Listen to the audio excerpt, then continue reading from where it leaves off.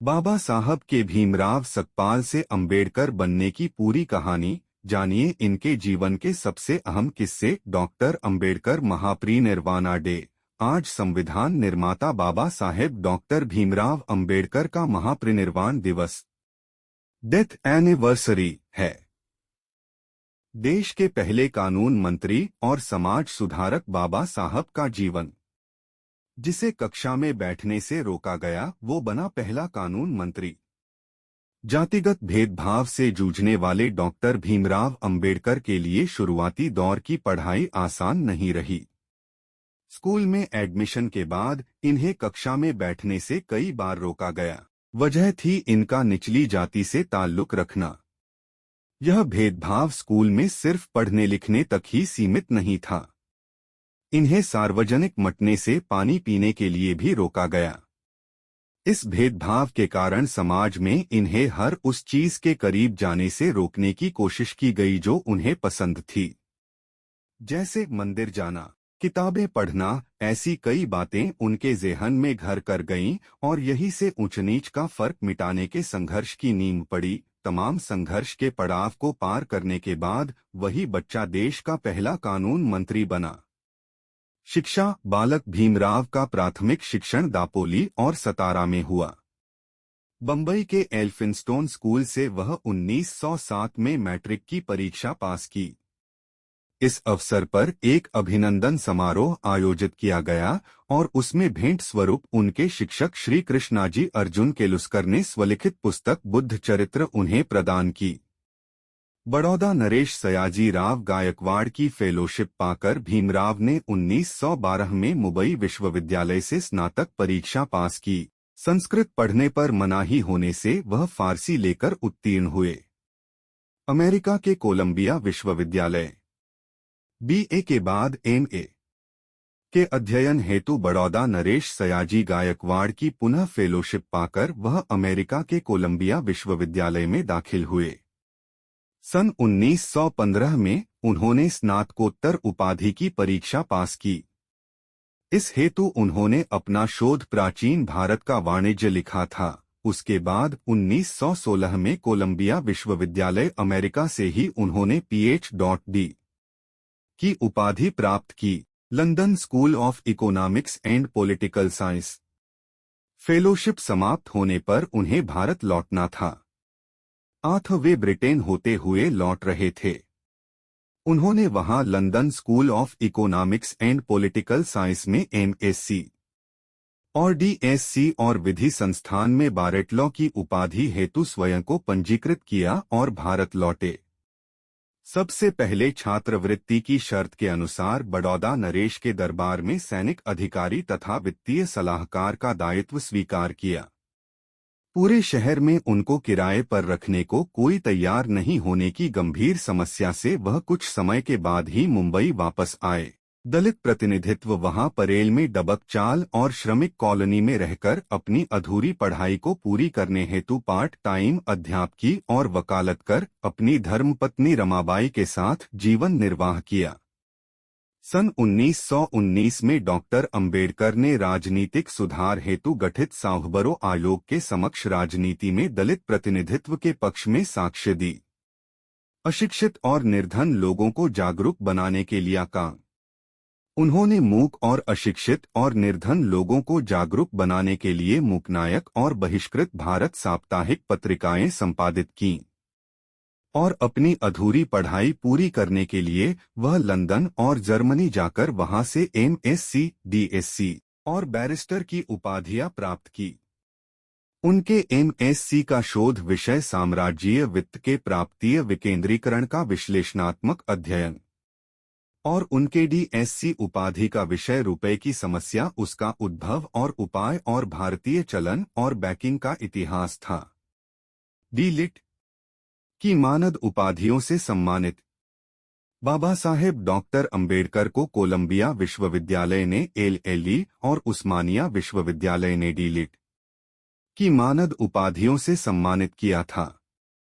इस प्रकार डॉक्टर अंबेडकर वैश्विक युवाओं के लिए प्रेरणा बन गए, क्योंकि उनके नाम के साथ BA, MA, MSc, PhD, barrister, DSc, D.Litt आदि कुल 26 उपाधियां जुड़ी है। योगदान। Bharat Ratna doctor B R. अंबेडकर ने अपने जीवन के 65 वर्षों में देश को सामाजिक, आर्थिक, राजनीतिक, शैक्षणिक, धार्मिक, ऐतिहासिक, सांस्कृतिक, साहित्यिक, औद्योगिक, संवैधानिक इत्यादि विभिन्न क्षेत्रों में अनगिनत कार्य करके राष्ट्र निर्माण में महत्वपूर्ण योगदान दिया। उनमें से मुख्य निम्नलिखित हैं।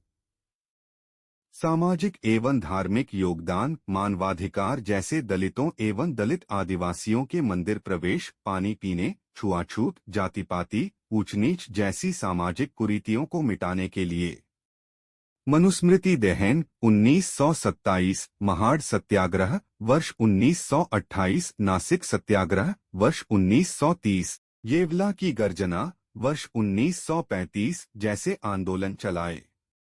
बेजुबान, शोषित और अशिक्षित लोगों को जगाने के लिए वर्ष 1927 से 1956 के दौरान मूक नायक, बहिष्कृत भारत, समता, जनता और प्रबुद्ध भारत नामक 5 साप्ताहिक एवं पाक्षिक पत्र पत्रिकाओं का संपादन किया। कमजोर वर्गों के छात्रों को छात्रावासों, रात्रि स्कूलों, ग्रंथालयों तथा शैक्षणिक गतिविधियों के माध्यम से अपने दलित वर्ग शिक्षा समाज स्था 1924 के जरिए अध्ययन करने और साथ ही आय अर्जित करने के लिए उनको सक्षम बनाया। सन 1945 में उन्होंने अपनी पीपुल्स एजुकेशन सोसाइटी के जरिए मुंबई में सिद्धार्थ महाविद्यालय तथा औरंगाबाद में मिलिंद महाविद्यालय की स्थापना की। बौद्धिक वैज्ञानिक प्रतिष्ठा। भारतीय संस्कृति वाले बौद्ध धर्म की 14 अक्टूबर 1956 को 5 लाख लोगों के साथ नागपुर में दीक्षाली तथा भारत में बौद्ध धर्म को पुनर्स्थापित कर अपने अंतिम ग्रंथ द बुद्धा एंड हिज धम्मा के द्वारा निरंतर वृद्धि का मार्ग प्रशस्त किया। जात पांत तोड़क मंडल वर्ष 1937 लाहौर के अधिवेशन के लिए तैयार अपने अभिभाषण को जातिभेद निर्मूलन नामक उनके ग्रंथ ने भारतीय समाज को धर्म ग्रंथों में व्याप्त मिथ्या, अंधविश्वास एवं अंधश्रद्धा से मुक्ति दिलाने का कार्य किया। हिंदू विधेयक संहिता के जरिए महिलाओं को तलाक, संपत्ति में उत्तराधिकार आदि का प्रावधान कर उसके कार्यान्वयन के लिए वह जीवन पर्यंत संघर्ष करते रहे। आर्थिक, वित्तीय और प्रशासनिक योगदान। भारत में रिजर्व बैंक ऑफ इंडिया की स्थापना। डॉक्टर अंबेडकर द्वारा लिखित शोध ग्रंथ रुपए की समस्या, उसका उद्भव तथा उपाय और भारतीय चलन व बैंकिंग का इतिहास ग्रंथों और हिल्टन यंग कमीशन के समक्ष उनकी साक्ष्य के आधार पर 1935 से हुई।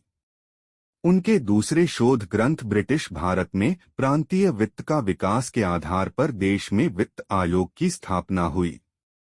कृषि में सहकारी खेती के द्वारा पैदावार बढ़ाना, सतत विद्युत और जल आपूर्ति करने का उपाय बताया। औद्योगिक विकास, जल संचय, सिंचाई, श्रमिक और कृषक की उत्पादकता और आय बढ़ाना, सामूहिक तथा सहकारिता से प्रगत खेती करना, जमीन के राज्य स्वामित्व तथा राष्ट्रीयकरण से सर्वप्रभुत्व संपन्न समाजवादी गणराज्य की स्थापना करना।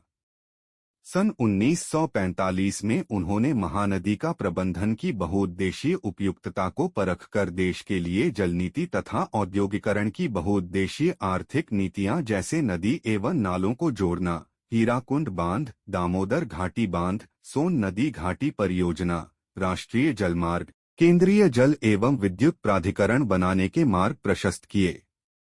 सन 1944 में प्रस्तावित केंद्रीय जल मार्ग तथा सिंचाई आयोग के प्रस्ताव को 4 अप्रैल 1945 को वायसराय द्वारा अनुमोदित किया गया तथा बड़े बांधों वाली तकनीकों को भारत में लागू करने हेतु प्रस्तावित किया। उन्होंने भारत के विकास हेतु मजबूत तकनीकी संगठन का नेटवर्क ढांचा प्रस्तुत किया।